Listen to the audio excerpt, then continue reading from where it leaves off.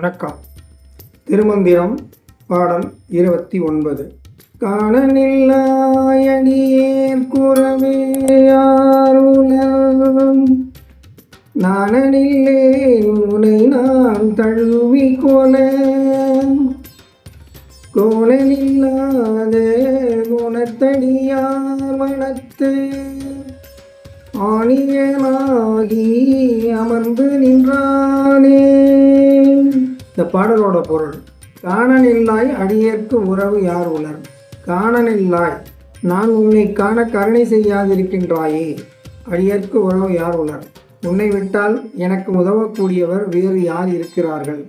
நாணனில்லேன் உன்னை நான் தழுவிக்கொள்ள, உன்னோடு இரண்டர கலக்க நான் தயங்கி நிற்க மாட்டேன். கோணனில்லாத குணம், குறைபாடு ஒன்றும் இல்லாத நற்குணம் அடியார் மனத்து, இத்தகைய நற்குணம் உடைய நல்ல அடியார் மனத்துள் ஆணியனாகி அமர்ந்து நின்றானே.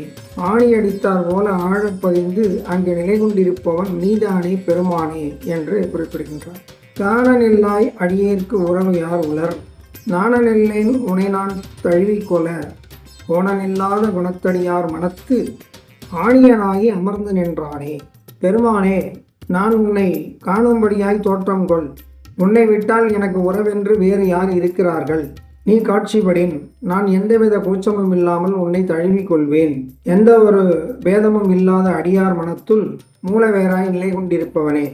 செடியும் மரமும் அழியாதபடிக்கு உயிர் ஆதாரமாய் நிற்பது ஆணிவேர்.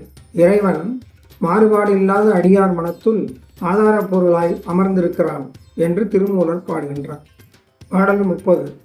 வானின்றழைக்கும் மழை போல் இறைவனும் தான் நின்றழைக்கும் கொல் என்று தயங்குவார்.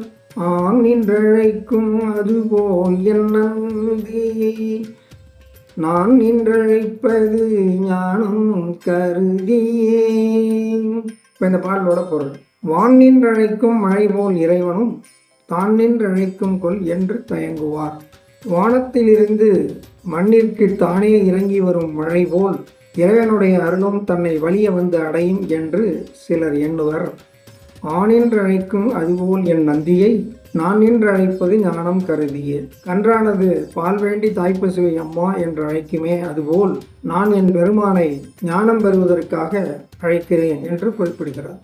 வானின்றழைக்கும் மழை போல் இறைவனும் தானின்றழைக்கும் கொல் என்று தயங்குவார். ஆணின்றழைக்கும் அதுபோல் என் நந்தியை நான் நின்றழைப்பது ஞானம் கருதியே. வறண்ட நிலத்துக்கு மழை அவசியம். மழையை வா என்று அழைத்தால் வராது. மழை பொழிய மேகம் கருக்க வேண்டும்.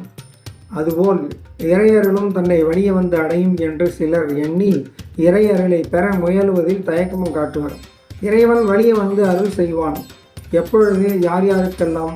கன்றானது பால் வேண்டி தாய்ப்பசுவை அம்மா என்று அழைக்குமே, அதுபோல் பக்குவப்பட்ட ஆன்மாக்கள் இறையருளை பெற முயலும் பொழுது இறைவனும் வலிய வந்து அவர்களுக்கு உதவுவான் என்று திருமூலர் பாடுகின்றார்.